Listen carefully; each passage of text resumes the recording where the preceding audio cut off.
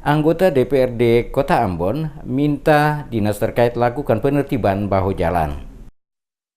Para pedagang kaki lima yang biasa berjualan di bahu jalan di sejumlah ruas jalan di Kota Ambon dituding warga turut berkontribusi bagi penyebab kemacetan arus lalu lintas. Di beberapa kawasan bahu jalan yang digunakan sebagai tempat berjualan tanpa disadari turut menjumang kemacetan. Misalnya, bahu dari jembatan PU menuju Terminal Mardika Ambon. Pemandangan kemacetan dapat dilihat mulai dari pagi hingga malam. Demikian juga dengan bahu jalan di kawasan Pasar Mardika dan kawasan Batu Merah. Penataan kawasan terminal dan Pasar Mardika boleh dibilang terkesan amburadul sehingga pada kawasan ini selalu dikeluhkan oleh masyarakat terutama pejalan kaki dan supir angkot. Melihat fenomena ini, Ketua Komisi 2 DPRD Kota Ambon, John Mainake, meminta pemerintah Kota Ambon dalam hal ini Dinas Perdagangan maupun Dinas Perhubungan dan Satpol PP bersinergi melakukan penertiban untuk mengembalikan alih fungsi bahu jalan untuk tujuan sebenarnya. Menurut dia, pedagang seolah-olah dibiarkan berjualan di bahu jalan karena hampir setiap hari dipungut biaya kebersihan dan keamanan. Masalah kemacetan arus lalu lintas di Kota Ambon terutama di kawasan Mardika pernah disampaikan kepada pemerintah Kota Ambon tetapi tidak ditanggapi dengan serius.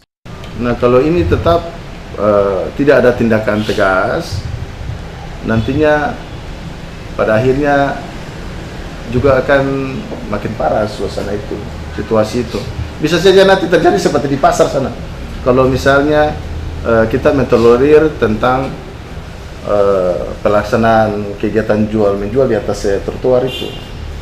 Jadi sikap